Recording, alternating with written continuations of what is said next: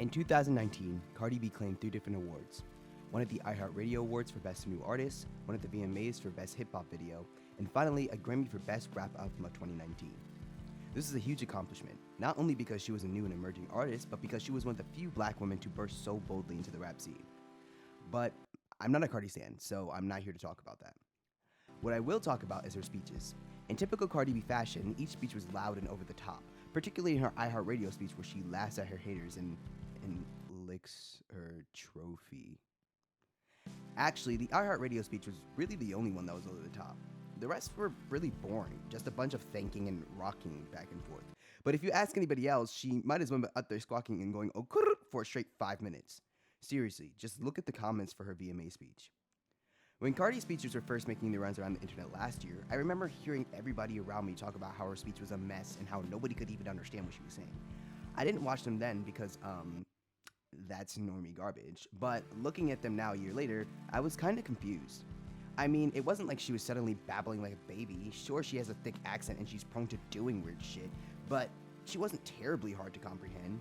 And yet so many of her critics would jump to calling her uneducated and ghetto right after she utters a single syllable. It wasn't just at speeches, it was in Twitter interactions, at interviews. Pretty much any time Cardi would speak or write, everybody acted like she spoke a foreign language. Well, Cardi B is famous to say, so she's subject to a lot more criticism than the average person, and she's extra literally all the time, so she's a bad example. And okay, that's valid, so I'll give you a different one. A black boy is coming back from marching at a halftime show for band class. He comes in with the rest of his bandmates completely tired out and ready to go home, and because of that, he's not in the best of moods. As he takes off his marching uniform, he drops the hanger to his jacket onto the floor, and he asks a white boy, we'll call him Harold, to pick it up for him. Harold gives him a smug smirk and refuses to do so, arguing with the boy for maybe 3 minutes before his friend comes over and just helps him pick it up. And so the boy, really pissed at this point, looks over at his friend and says, "Oh my god, niggas act stupid as fuck." Harold then looks dead in the boy's face and says, "You know, my teacher told me that when people talk like that, it's a sign that they're not intelligent." Why is it that when black people talk the way they normally would in interviews and speeches, they're called uneducated and ghetto when that's just how they talk? What is it about the way that black people speak that causes so much controversy? And more importantly, does the way that people talk signify how intelligent they really are?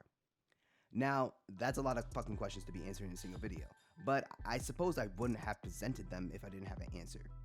Here's your warning now though. This video might be a little longer as I'm going to try to cover as much ground as possible and I want to do this topic justice. So grab a cup of tea, relax in your seat, and let's jump into this bitch. So to immediately get this out of the way before anybody hops into the comment section talking about some, well, I'm black and I don't talk like this and this and that. There's no way to talk black. You can replicate black stereotypes and speak the way that people normally would in urban neighborhoods, but any one way of speech isn't owned by any one race. I've heard black people speak like they're straight out of LA, and I've heard white people speak like they're straight out of Compton. I obviously can't speak for every individual black person, so this is going to be a generalization. If you spend any time on black Twitter or in urban neighborhoods, you'll notice that the way us black people use language probably isn't the same as you would. It's not like we're not speaking English, like we're still using words. Listen, I'm trying to find a smart sounding way to say this, but I'm gonna just stop bullshitting here. We don't talk the way y'all do, especially if we're in a casual space. The way that black people speak, especially those of us that come from urban neighborhoods, is known among linguists as African American Vernacular English, better known as Ebonics. Ebonics is not broken English, and it's not slang, although a lot of slang does originate from Ebonics. But linguists to this day still debate on whether to call it a language or a dialect. Those who believe it's a dialect believe that African slaves acquired English from their white slave owners, but of course they were never directly taught, so they learned a weird broken version of English that soon became Ebonics. Those who believe it's a language though believe it originated from a Creole, which is basically a simple language between two groups of people that need to communicate but don't have a language in common. The distinction between the two might seem a little pedantic, but in situations like the Oakland Ebonics controversy, it really counts. Oh, you don't know what the Oakland Ebonics controversy is? What are you, stupid? Fucking dummy. Let me stop. I got like no fucking subscribers already. I don't want to fucking chase everybody else away too. You guys are beautiful. Back in 1966, certainly not long ago if you ask me, the Oakland Unified School District realized that black people were at a disadvantage when learning to read and write. This wasn't just because they tend to come from impoverished areas and they didn't have access to as much as the white kids did, but it was also because they just simply spoke differently. I'll give you an example. say two first graders are told to write about their mom for a project. These two kids' moms happen to have a similar schedule, but the first kid writes this: Mom walks my dog when she comes home from work. And the second kid, that happens to be black, writes this: Mom will be walking the dog when she get home from work. If you were a teacher back then, you'd look at the second sentence and immediately say it was riddled with grammatical errors, and maybe even say that this kid lacks a basic understanding of the English language. But if you look at it through the lens of Ebonics, you'll see that no, it's not wrong, it's just not standard English. You see, Ebonics has its own set of rules that the users abide by, just like any other language. The word be here isn't used as is or are, it's used to describe something that's happening habitually. His mom walks the dog whenever she gets home from work, so be here makes sense in this context. Same with the words walk in and get. In Ebonics, the G at the end of ing words are knocked off, and get in this context would be a replacement for the word comes. So if you were to translate the sentence to SE, it would be, Mama usually walks the dog when she comes home from work. Pretty much, both kids said the same thing, they just said it differently. The Oakland Unified School District realized that black kids would have to essentially rewire themselves to use standard English in the classrooms, which would effectively put them behind the white kids that already used it. And they wanted to take that into account when teaching black kids to read and write. And here's where we come back to the language versus dialect debate. Linguists at the time already knew of Ebonics. It's been a thing since forever, and it's been studied since the 1950s. However, if they were to consider a dialect, it would be seen as something that couldn't be taught. A dialect is just a vague way that people talk, so if it were to be considered as such, there would be really no way for them to take it into account when teaching kids in the classroom. In other words, any kid that spoke Ebonics would be considered big dum-dum. But if Ebonics were to be considered a language, it could be taught in schools. This didn't mean that there would be classes on Ebonics like there is on Spanish and Arabic, and it didn't mean that teachers would suddenly stop teaching SE altogether, although if you were alive at the time, people would certainly frame it that way. It simply meant that teachers would have to take sentences in Ebonics and translate it to SE so that kids can better understand how the way they talk would relate to the way that the district would require them to write. It also wouldn't shame and fail kids who use Ebonics. Those kids would be considered as bilingual. It would be a way to give black kids just a little extra push so that they could be on equal footing with their white counterparts. Luckily, that's exactly how the Oakland Unified School District saw it. They began to teach Ebonics in schools and started offering increased salaries to teachers who already were both proficient in Ebonics and SE. They even offered classes to teachers so that they can learn Ebonics themselves. To this day, Oakland remains the only school district to actually take AAV into account when teaching their kids. So I gave you a short lesson on Ebonics and a brief glimpse into the history of it. But if what I'm saying is true, if linguists very well know that Ebonics is real, then why is it that people are still saying that anybody who uses Ebonics simply need to be re-educated? I'll answer that in our next section. Alright, so I'm gonna put an image on the screen. Your job is to name the object in the image in 10 seconds. Ready? What is this?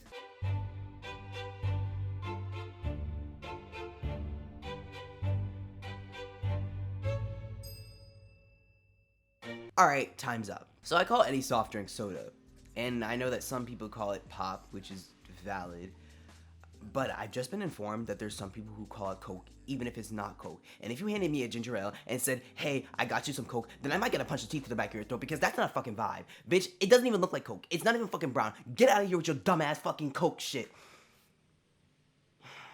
Now there's a difference between saying something differently and being wrong.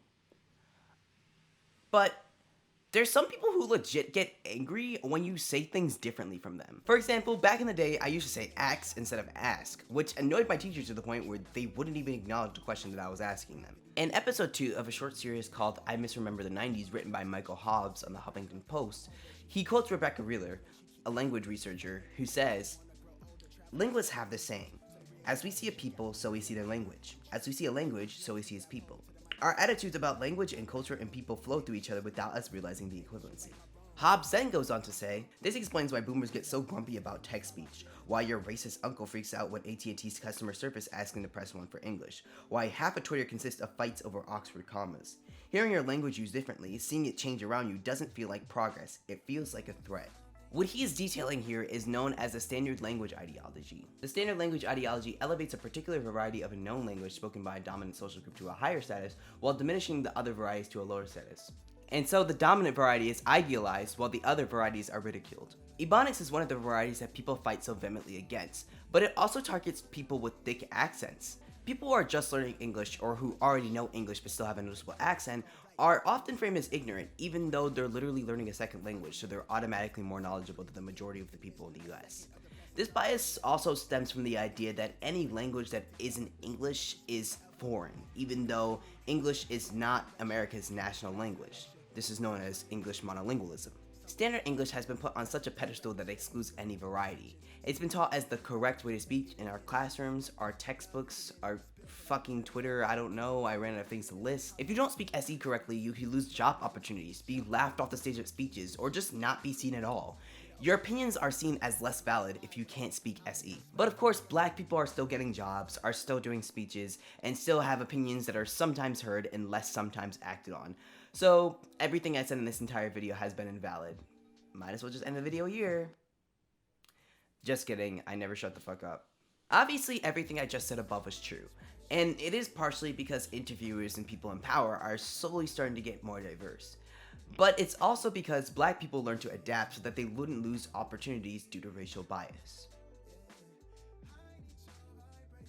The standard language ideology isn't just white people looking down on black people for talking ghetto, it's also black people looking down on other black people for talking white. I spent a little over half my life in majority white neighborhoods going to majority white schools, and my mom would fucking hate it when we said anything remotely close to Ebonics. She wanted us to assimilate whiteness so that we would just be seen as another privileged family. Well, once we could no longer afford to live in those neighborhoods and we moved to New Haven, I was immediately seen as weird because I didn't talk like the other kids. The phrase, "you don't talk black," was something that I constantly heard up until the point that I learned to talk like the other kids and switch when the situation called for it. Now it's to the point where I don't even consciously think about it. When I'm around other black people, I use Ebonics, and when I'm in professional situations or around white people, I use SE with maybe a hint of Ebonics for jokes. This phenomenon is known as code switching. In 2017, a student from University of Wisconsin named Erica Gallagher earned national attention for her research on this. She went and interviewed a few students from her campus and found that they overwhelmingly found code switching to be oppressive, one of them even stating it is the biggest form of cognitive dissonance to exist. Now obviously, a few anecdotes are hardly comprehensive, but apparently this was enough to gain the attention of the fantastic people over at the Daily Wire and Louder Crowder, who of course blew this out of proportion. I was just gonna lump these together as the ramblings of the madmen over in the rightosphere.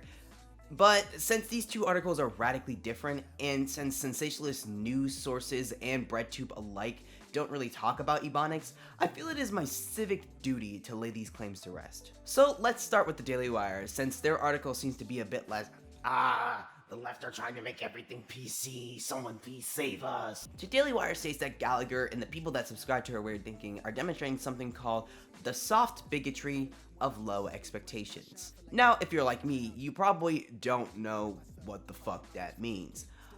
But essentially what the Daily Wire is trying to say is that through Gallagher's research, she's trying to demonstrate that black and brown people are less capable of learning standard English than white people are.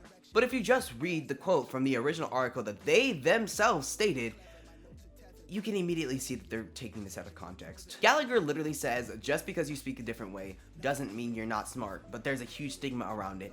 And literally 2 paragraphs down, the Daily Wire goes, "Oh, so you're saying that black and brown people are big dum-dums who can't learn English?" How do people read stuff like this and take it seriously when they debunk themselves in their own article? But let's just pretend they didn't cite a quote that immediately invalidated their whole ass article. Oh wait, they're still wrong, because they completely missed the fucking point that Gallagher was trying to make. The problem isn't that black people are less capable of learning standard English. The problem is that black people are expected to completely rewire themselves to speak differently in the classroom, and if they don't do so, they're usually scolded for it. Gallagher is on a college campus. The students that she interviewed for this already know and use standard English. They wouldn't be in her research about code switching otherwise. But what the Daily Wire did was immediately assume that they didn't know or use standard English, which means they effectively did the same fucking thing that they just tried to accuse Gallagher of doing. All Gallagher is saying is that teachers shouldn't be concerned about the way that their students speak, because not only is it unnecessary, but it ends up being oppressive because Ebonics is a huge part of black culture. And now we get into the actual insanity. In a Louder Crowder article titled "Racism, University Undergrads Said English Too Hard for Minorities, They Should Speak Ebonics Instead," Our author starts by going on a rant about how the left calls everything racist, then proceeds to give a crude example of Ebonics, saying, "Yo, that needle on my racist meter be jumping, dog." I crave dirt. Someone end my suffering. But they then go on to state that Gallagher is suggesting that some races are too stupid to learn English, and then they cite an article that isn't even the original article. In fact, I couldn't even find the article that they cited.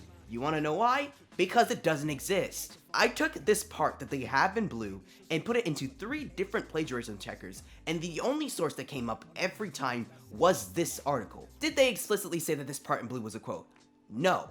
But they put it in blue to deceive their audience into thinking that it was, because they knew that their audience would take everything at face value, just like they do with every other bullshit claim that comes from this trash receptacle. The only sort of valid thing that they bring up is that this research is not conclusive. And yeah, it's not, and that's because this is only the start to her research. She says in the original article that she plans to develop her research further and open a nonprofit that teaches teachers to accept any form of English in the classroom. I like to point out though that Gallagher's research isn't anything new, and how it's funny that black people have been saying the same thing for like years, and the minute that a white person says it, she suddenly gains national attention and gets to go on to speak at a conference. But at least my issues with this are actual issues and not me arguing against a straw man.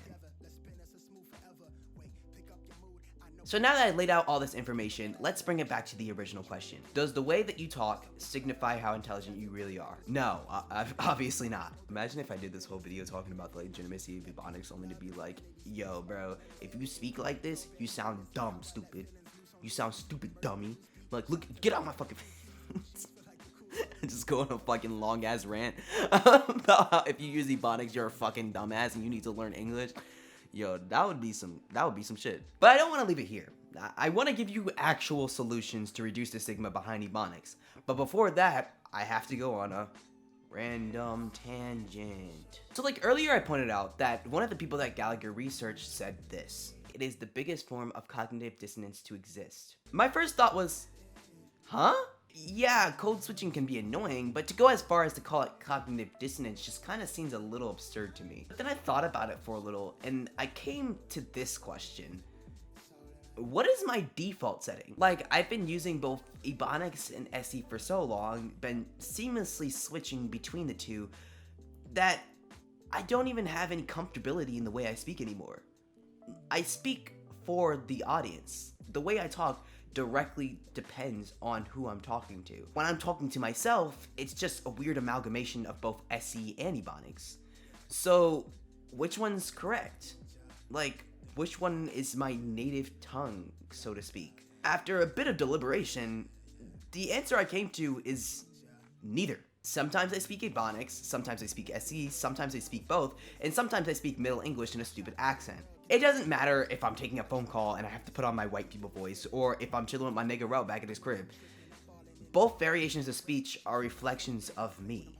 Neither of them are wrong, and neither of them are right. I've been told on multiple occasions that the way I speak is an issue. I've both heard people say that I sound ghetto, and that no one can possibly take me seriously if I continue to say fuck in every single sentence, and that I sound so white that my black card has been revoked, and I shouldn't even think of saying the word nigga.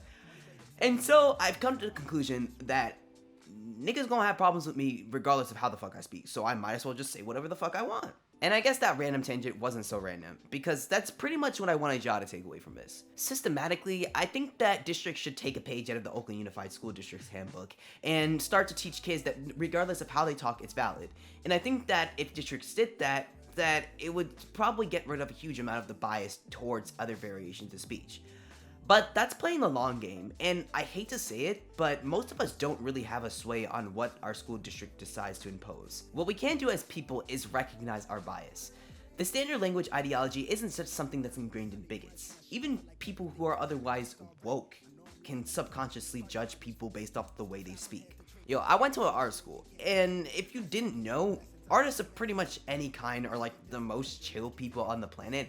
And even there, I've heard people joke about how people from the hood talk. In fact, I started working on this video because I have a friend who is still in school, or was at the time, and people there were trying to say that Cardi B's opinions were invalid because of the way she speaks, and my friend was kind of pissed off because she speaks in a really similar way.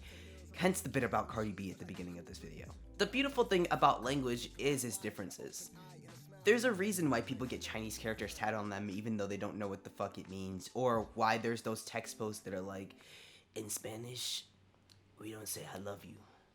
We say te odio, te voy a matar, which means you're the bestest in the whole world. Isn't that beautiful? It would be no fun if everybody spoke English, especially if we all spoke it the same way.